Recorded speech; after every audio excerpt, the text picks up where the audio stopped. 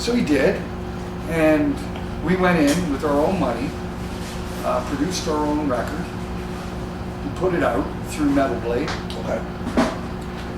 An independent, of course, and having said that, there's only so much reach, so much clout, and so much, there was no tour support, so even though we had the release of the record, there was really no support for touring.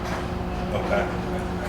So we were basically on our own. Yeah, definitely. It was really, you know. How frustrating was it, man? I mean, you had a chance to be No, you know, I didn't really look at it as frustrating as much as I looked at it as, in a certain sense, as a relief. Right, yeah.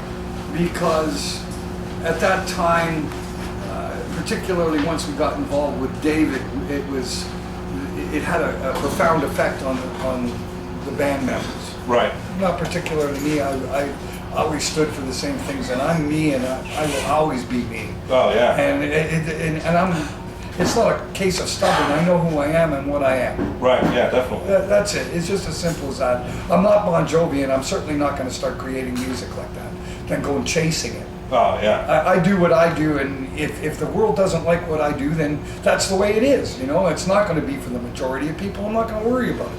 But being signed to an independent left that wide open.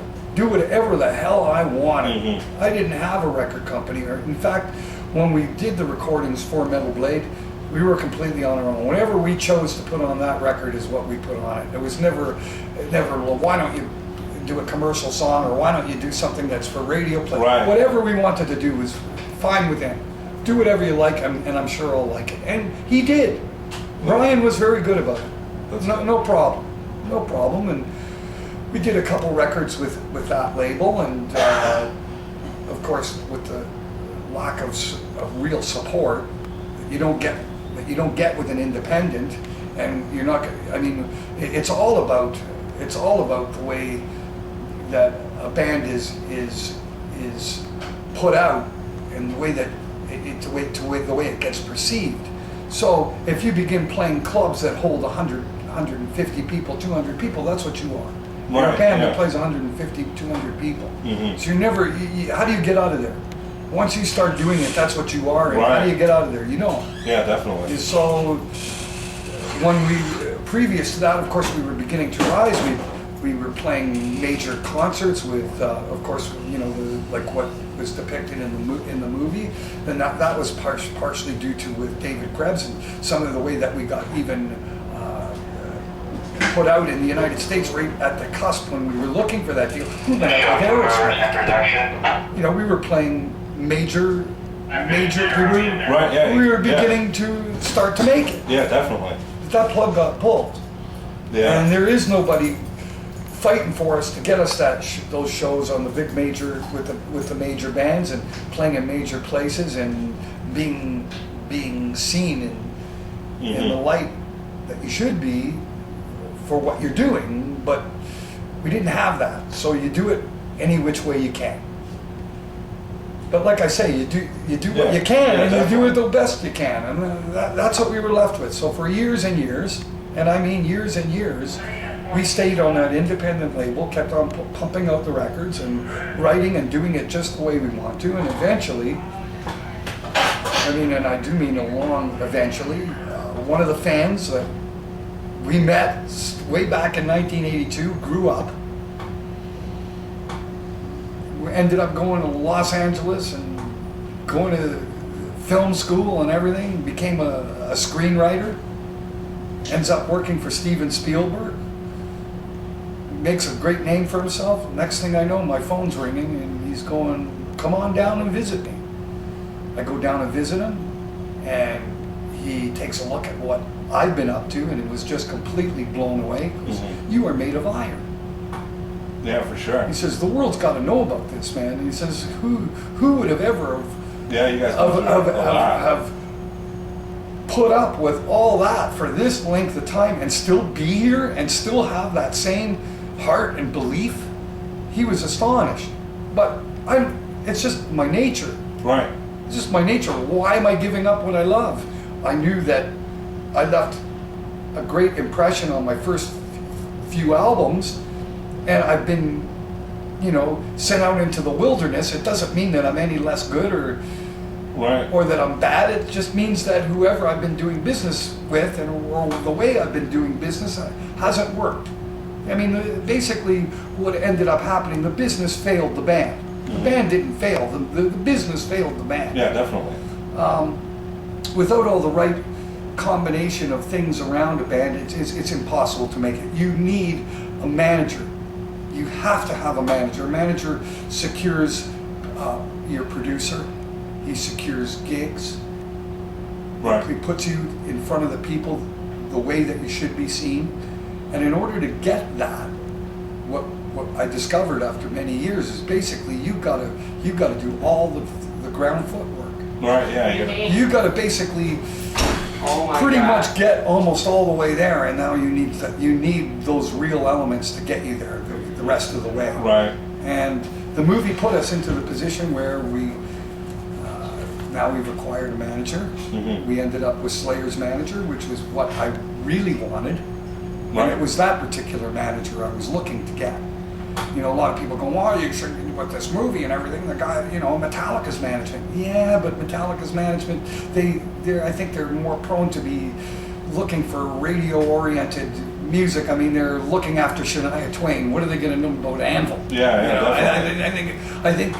I think that You wanna go we need. slow. I want to go with somebody who's going to have the experience of breaking a band without radio play. Yeah, for sure. You know, Yeah. and I think that Slayer's management would be the place that I'd want to be, because Slayer's so hardcore and never had to sell out to attain their stature. Mhm.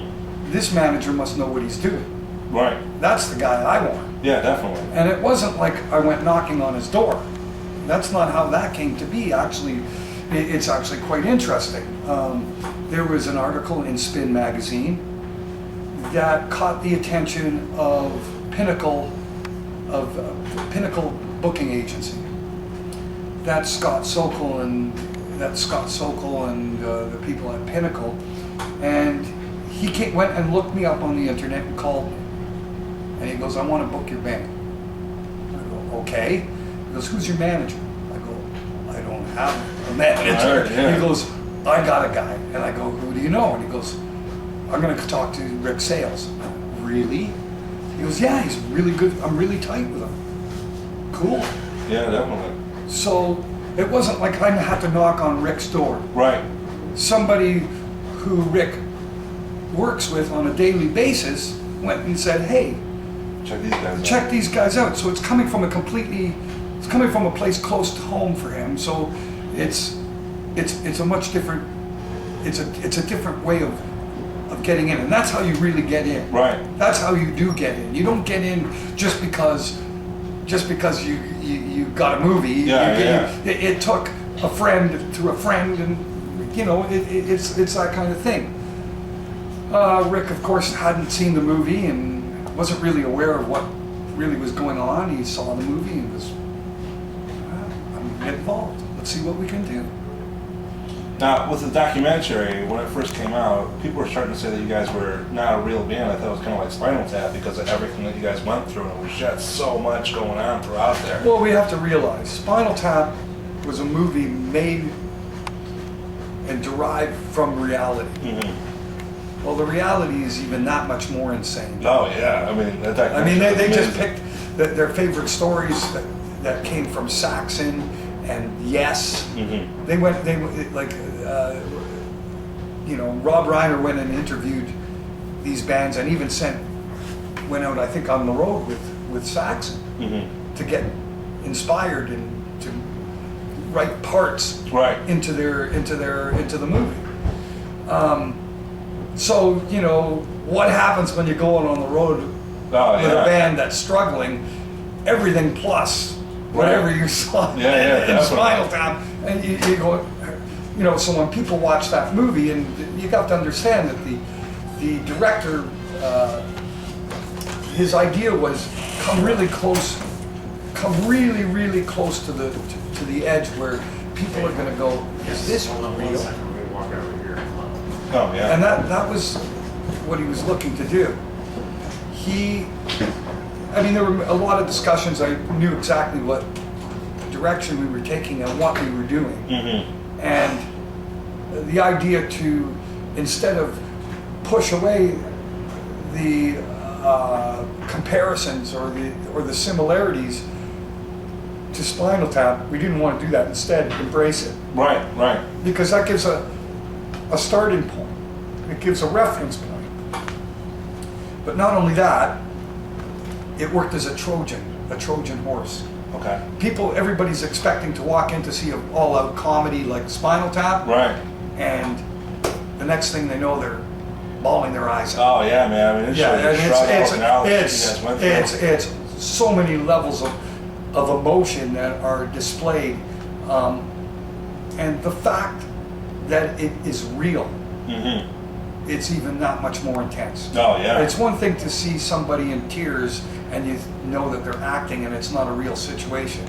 But it's another thing to see somebody in tears and you know they're on the edge of fucking losing it, man. Oh yeah, for sure. You know, yeah. like you can feel it. You feel it coming right off the screen, and it's incredible. I mean, it's actually quite interesting because the effect that it actually had on actors, because what they're trying to do is what we were doing naturally.